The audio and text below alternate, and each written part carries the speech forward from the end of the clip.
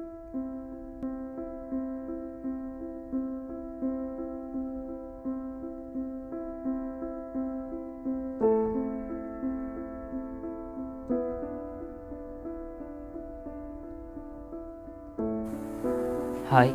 Welcome back. ഇത് നമ്മുടെ first സീസണിലെ 5ാമത്തെ വീഡിയോയാണ്. ഇന്ന് നമ്മൾ സംസാരിക്കാനായിട്ട് പോകുന്നത് 50,000 വർഷത്തിൽ ഒരിക്കൽ മാത്രം കാണാൻ സാധിക്കുന്ന ഒരു വാൽനക്ഷത്രത്തെക്കുറിച്ചാണ്. കോമറ്റ് 2022-E3 അഥവാ C/2022-E3 എന്നാണ് ഈ ഒരു കോമറ്റിൻ്റെ പേര്. അപ്പോൾ ഈ ഒരു കോമറ്റിനെ പറ്റി സംസാരിക്കുന്നതിന് മുന്നേ നമുക്ക് ഒരു അടിസ്ഥാനപരമായിട്ട് കോമറ്റ് അല്ലെങ്കിൽ വാൽനക്ഷത്രം എന്താണെന്ന് നോക്കാം. സൂര്യനെ പ്രദക്ഷിണം ചെയ്യുന്നതിനിടയിൽ നീണ്ട വാലും അന്തരീക്ഷവും രൂപപ്പെടുന്ന ഒരു സൗരയൂഥ വസ്തുവാണ് വാൽനക്ഷത്രം എന്ന് പറയുന്നത്. സാധാരണ നിലയിൽ ഇവ ഐസും മറ്റു വാതകങ്ങളും ഒക്കെ കൊണ്ട് ഒരു തണുത്തുറഞ്ഞ രീതിയിലായിരിക്കും ഉണ്ടായിരിക്കുക.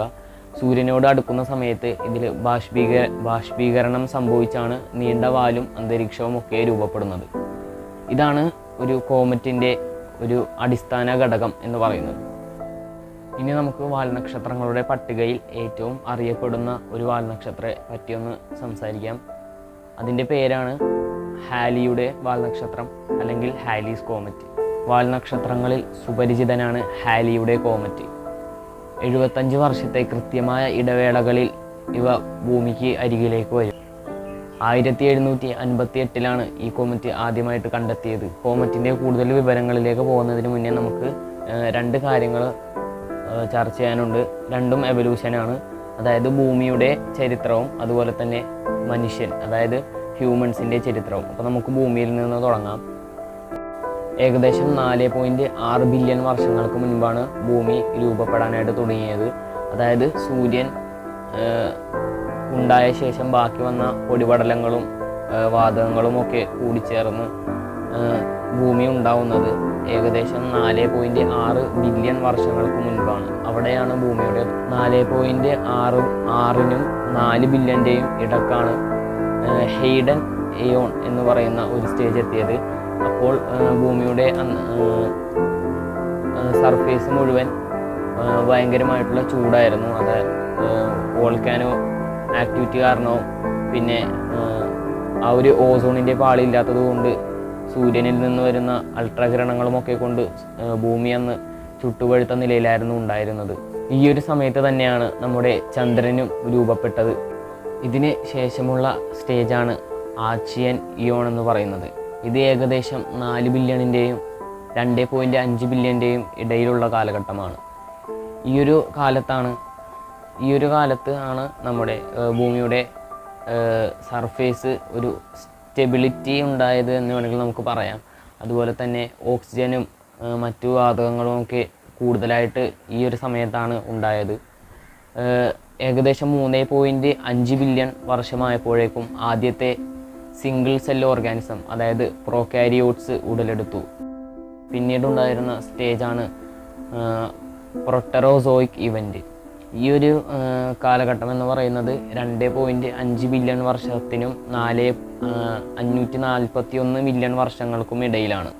ഈ ഒരു കാലഘട്ടത്തിൻ്റെ ഇടയിലാണ് സൈനോ ബാക്ടീരിയാസ് ഉണ്ടാകുന്നതും അതുവഴി ഓഷ്യൻസിലൊക്കെ ഫോട്ടോസിന്തസിസ് നടക്കുകയും അതുപോലെ തന്നെ ഓക്സിജൻ്റെ അളവ് പിന്നെയും ഒരുപാടധികം കൂടുകയും ചെയ്തത്. ഈ ഒരു ഇവൻറ്റിനെ പറയുന്നതാണ് ഗ്രേറ്റ് ഓക്സിജൻ ഇവൻറ്റ്. അതുപോലെ തന്നെ ആ ഒരു സമയത്ത് തന്നെയാണ് യൂകാരിയോട്സും ഉണ്ടാകുന്നത്. അതായത് മൾട്ടി സെല്ലുലാർ ഓർഗാനിസം. അതായത് ആ ഒരു യൂകാരിയോട്സിന് ന്യൂക്ലിയസ് ഉണ്ടായിരുന്നു. പിന്നീട് ഉണ്ടായ അടുത്തൊരു സ്റ്റേജാണ് ഫെനറോസോയിക് ഇയോൺ. അതായത് 541 മില്യൺ വർഷം മുതൽ ഇപ്പോൾ നമ്മുടെ ഈ ഒരു പ്രസൻറ്റ് വരെയുള്ള കാലഘട്ടമാണ് ഈ ഒരു പട്ടികയിൽ വരുന്നത്. ഇതിനെ മെയിനായിട്ട് 3 ഇറകളായിട്ട് കൺവേർട്ട് ചെയ്തിട്ടുണ്ട്. ആ ഒരു 3 ഇറകളിൽ വരുന്നത് ഒന്നാമത്തേത് പാലിയോസോയിക് ഇറ, രണ്ടാമത്തേത് മെസോസോയിക് ഇറ, മൂന്നാമത്തേത് സെനോസോയിക് ഇറ. ഓക്കെ, ഇനി നമുക്ക് ഓരോന്നായിട്ട് വിശദീകരിക്കാം. ഇതിൽ ആദ്യമായിട്ട് വരുന്നതാണ് പാലിയോസോയിക് ഇറ. 541 മുതൽ 231 മില്യൺ വർഷങ്ങൾക്കിടയിലാണ് ഈ ഒരു ഇറയുടെ കാലഘട്ടം. ഈ ഒരു ഇറയുടെ അവസാനത്തോടെ പെർമിയൻ ട്രിയാസിക് എക്സ്റ്റിൻഷൻ എന്നൊരു ഇവൻ്റ് സംഭവിച്ചു. സെക്കൻഡായിട്ട് വരുന്നതാണ് മിസോസോയിക് ഇറ. ഈ ഒരു ഇറയുടെ കാലഘട്ടം എന്ന് പറയുന്നത് ഏകദേശം 252 to 66 മില്യൺ വർഷം. ആ ഒരു കാലത്തിൻ്റെ ഇടയിലാണ് ഈ ഒരു ഇറ സംഭവിക്കുന്നത്. ഈ ഒരു ഇറ മറ്റൊരു പേരും കൂടെ അറിയപ്പെടും. അതിൻ്റെ പേരാണ് ഏജ് ഓഫ് റെപ്റ്റൈൽസ്. അതായത് ഈ ഒരു ഇറയുടെ കാലത്താണ് ഡിനോസറുകളും അതുപോലെ ഇരിക്കുന്ന മറ്റ് ജീവികളും, അതായത് ഒരു ഇവല്യൂഷൻ വഴിയെ ഉണ്ടായിരുന്ന ആനിമൽസും മാമൽസും ഒക്കെ ഈ ഒരു കാലത്താണ് ഉണ്ടായിരുന്നത്. ഈ ഒരു കാലത്തിൻ്റെ അവസാനത്തോടെ മറ്റൊരു എക്സ്റ്റിങ്ഷൻ ഇവൻ്റ് കൂടെ സംഭവിക്കുകയാണ്. അതിൻ്റെ പേര് ക്രിറ്റാസിയസ് പാലിയോജിൻ ഇവൻ്റ്. പാലിയോജിൻ എക്സ്റ്റിങ്ഷൻ ഇവൻ്റ് എന്നാണ് ആ ഒരു എക്സ്റ്റിങ്ഷൻ്റെ പേര്. ഈ ഒരു എക്സ്റ്റിങ്ഷനോട് കൂടെയാണ് നമ്മുടെ ഭൂമിയിൽ നിന്ന് ഡിനോസറുകളൊക്കെ വംശനാശം സംഭവിച്ചു പോയത്. അടുത്തതായിട്ട് വരുന്നതാണ് സെനോസോയിക്. ഇതിൻ്റെ ഒരു കാലഘട്ടം എന്ന് പറയുന്നത് 66 മില്യൺ വർഷം മുതൽ നമ്മുടെ ഇപ്പോൾ ഈ ഒരു നടന്നുകൊണ്ടിരിക്കുന്ന കാലം, ഈ ഒരു കാലത്തിൻ്റെ അതായത് ഇപ്പോൾ നമ്മളുള്ളത് സെനോസോയിക് ഇറയിലാണ്. അപ്പോൾ ഇവിടെ മെയിനായിട്ട് സംഭവിച്ചത് എന്താണെന്ന് വെച്ചാൽ ഒരുപാട് ജിയോളജിക്കലും അതുപോലെ തന്നെ ക്ലൈമറ്റ് പരമായിട്ടുള്ള മാറ്റങ്ങളൊക്കെ ഈ ഒരു ഇറയിലാണ് സംഭവിച്ചത് ഭൂമിയിൽ. അതുപോലെ തന്നെ മേജർ കോണ്ടിനെൻസും അതുപോലെ മൗണ്ടെയിൻ റേഞ്ചസും ഒക്കെ ഈ ഒരു കാലത്താണ് ഉണ്ടായത്. പിന്നെ ഏറ്റവും പ്രധാനമായിട്ട് പറയേണ്ടത് ഹ്യൂമൻസിൻ്റെ എവല്യൂഷനാണ്. ഈ ഒരു കാലത്താണ് ഹോമോസാപ്പിയൻസ്, അതായത് നമ്മൾ ഉൾപ്പെടെ നമ്മുടെ പൂർവികരായിട്ടുള്ള പല സ്പീഷ്യസും ഈ ഒരു കാലത്താണ് ഉടലെടുത്തത്. ഓക്കെ, ഇനി നമുക്ക് ഹ്യൂമൻ എവല്യൂഷനിലേക്ക് വരാം. അപ്പോൾ ഈ ഒരു സെനോസോയിക്കിൻ്റെ പകുതിയോടെയാണ് ഹ്യൂമൻസ് ഉണ്ടായത്. അപ്പോൾ അതിൻ്റെ ഫസ്റ്റ് സ്റ്റേജായിട്ടുണ്ടായിരുന്നതെന്ന് പറഞ്ഞാൽ ആർഡിപിത്തക്കസ് റെമിഡസ് എന്ന് പറയുന്ന ഒരു കാറ്റഗറിയാണ്. നമ്മുടെ ഹ്യൂമൻ റേസിൻ്റെ ഏറ്റവും പ്രധാനപ്പെട്ട ഒരു ഘടകമായിരുന്നു ആർഡിപിത്തക്കസ് റെമിഡസ് എന്ന് പറയുന്ന സ്പീഷ്യസ്. ഇവരുടെ ഫോസിൽസ് കണ്ടെത്തിയത് ആഫ്രിക്കയിൽ നിന്നുമാണ്. ഓക്കെ, നെക്സ്റ്റ് വരുന്നതാണ് ഓസ്ട്രലോപിത്തക്കസ് അഫ്രൻസിസ് എന്ന് പറയുന്ന സ്പീഷ്യസ്. ഇവർ ഏകദേശം 4 മില്യൺ മുതൽ 2 മില്യൺ വർഷക്കാലത്തോളം ഇവിടെ ഉണ്ടായിരുന്നു. ഇവർക്ക് സ്ലെൻഡർ ബോഡിയായിരുന്നു ഉണ്ടായിരുന്നത്. അതുപോലെ തന്നെ ഇവരുടെ ഫോസിൽസ് ഡിസ്കവർ ചെയ്തത് ആഫ്രിക്കയിൽ വെച്ചാണ്. നെക്സ്റ്റ് വരുന്നതാണ് ഹോമോ ഹബിലിസ്. ഈ ഒരു സ്പീഷ്യസ് ഏകദേശം 2 to 1.4 മില്യൺ വർഷത്തോളം ഇവിടെ ഉണ്ടായിരുന്നു. ഇവർ ബോൺസും, അതായത് എല്ലുകൾ കൊണ്ടും കല്ലുകളൊക്കെ കൊണ്ട് ആയുധങ്ങളൊക്കെ ഉണ്ടാക്കിയിരുന്നു. ഇവരുടെ ഫോസിൽ ഡിസ്കവർ ചെയ്തത് ആഫ്രിക്കയിൽ വെച്ച് തന്നെയാണ്. നെക്സ്റ്റ് വരുന്നതാണ് ഹോമോ ഇറക്റ്റസ്.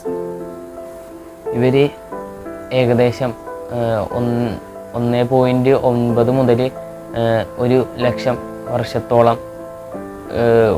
ജീവിച്ചിരുന്ന ഒരു സ്പീഷ്യസ് ആയിരുന്നു ഇവർ. ആ ഒരു ടൈം പീരീഡ് വരെ ഈ ഒരു സ്പീഷ്യസ് ജീവിച്ചിരുന്നു.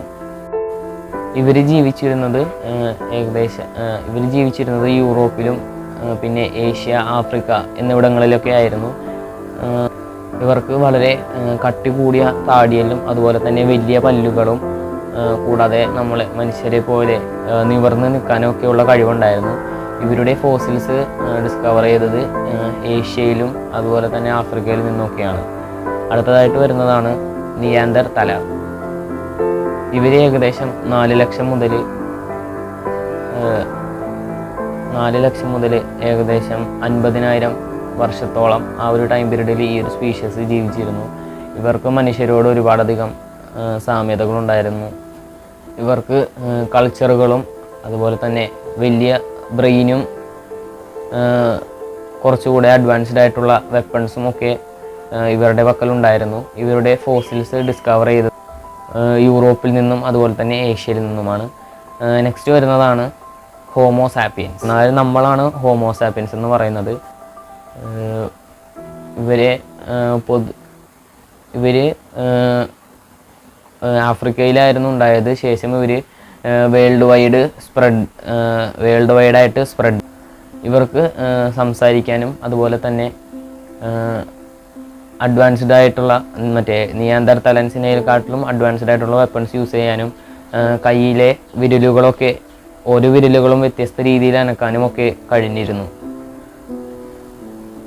ഓക്കെ, അപ്പോൾ ഇത്രയാണ് നമ്മുടെ ഭൂമിയെ പറ്റിയും അതുപോലെ തന്നെ ഹ്യൂമൻസിൻ്റെയും എവല്യൂഷൻ്റെ ഭാഗമായിട്ട് നമുക്ക് പറയാനായിട്ടുള്ളത്. ഇപ്പോൾ ഇനി നമുക്ക് നമ്മുടെ കോമറ്റിലേക്ക് തന്നെ തിരിച്ചു വരാം. കോമറ്റ് 2022-E3 എന്ന് പറയുന്ന കോമറ്റിലേക്ക് തന്നെ നമുക്ക് തിരിച്ചു വരാം. 50,000 വർഷത്തിൽ ഒരിക്കലാണ് ഇത് സൂര്യനെ ചുറ്റുന്നതും. ആ ഒരു കാലത്തിൻ്റെ ഇടയിലാണ് നമുക്ക് ഒരു 50,000 വർഷത്തിൽ ഒരിക്കലാണ് നമുക്ക് ഈ ഒരു കോമറ്റിനെ കാണാനായിട്ട് സാധിക്കും. ഈ ഒരു കോമറ്റിന് CBAR 2022-E3 എന്ന് പേര് വരാനുള്ള കാരണം 2022 മാർച്ചിലാണ് ഇതിനെ കണ്ടെത്തിയത്. കാലിഫോർണിയയിലെ ഒരു വാന നിരീക്ഷണ കേന്ദ്രത്തിൽ ഒരു കൂട്ടം ശാസ്ത്രജ്ഞർ സ്വിക് ട്രാൻസിയൻ്റ് എന്ന സംവിധാനം ഉപയോഗിച്ച് ആണ് ഈ ഒരു കോമറ്റിനെ കണ്ടെത്തിയത്. ഈ ഒരു കോമറ്റ് 2023 ഫെബ്രുവരി ജനുവരി ആ ഒരു ടൈമിൽ ഭൂമിയോട് അടുത്ത് വന്നിരുന്നു. ഇനി നമുക്ക് ഇതിനെ കാണണമെങ്കിൽ ഇനിയും ഏകദേശം 50,000 വർഷം കഴിയണം. എന്നാൽ മാത്രമേ ഇനി നമുക്കിതിനെ കാണാനായിട്ട് സാധിക്കുകയുള്ളൂ. ഈ ഒരു കോമറ്റിൻ്റെ ജന്മദേശം എന്ന് പറയുന്നത് ഊർട്ട് മേഘമാണ്. അതായത് ഊർട്ട് ക്ലൗഡിൽ നിന്നാണ് ഈ ഒരു കോമറ്റ് വന്നിരിക്കുന്നത് എന്നാണ് ശാസ്ത്രജ്ഞർ പറയുന്നത്. ഈ ഒരു വാൽനക്ഷത്രത്തിന് സാധാ രീതിയിലുള്ള നിറമല്ല ഉള്ളത്. ഈ ഒരു വാൽനക്ഷത്രത്തിന് പച്ച നിറമാണുള്ളത്. ഇതിന് ഗ്രീൻ കോമറ്റ് എന്ന പേരിലും അറിയപ്പെടും.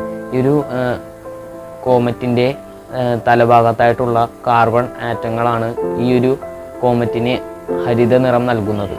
വലിയ ധൂമകേതുക്കൾക്ക് ഏകദേശം സൂര്യനിൽ നിന്ന് 30 കിലോമീറ്റർ അകലെ വെച്ച് തന്നെ, അതായത് ഭൂമിയുടെ ഇരട്ടി, ഭൂമിയും സൂര്യനുമായതിൻ്റെ ഇരട്ടി ദൂരത്തിൽ വെച്ച് തന്നെ വാല് മുളയ്ക്കും. അവയ്ക്ക് ഏകദേശം 1 കിലോമീറ്ററിൽ ഏറെ നീളവും ഉണ്ടായിരിക്കും. ഇത്രയും കാര്യങ്ങളാണ് നമുക്ക് 50,000 വർഷത്തിൽ ഒരിക്കൽ കാണുന്ന ആ ഒരു കോമറ്റിനെ പറ്റി പറയാനായിട്ടുള്ളത്. ഇപ്പോൾ നമ്മുടെ 1ാമത്തെ സീസണിലെ 5ാമത്തെ വീഡിയോ ഇവിടെ അവസാനിക്കുകയാണ്. അപ്പോൾ വീഡിയോ ഇഷ്ടമെങ്കിൽ ലൈക്കും സബ്സ്ക്രൈബും ചെയ്യുക.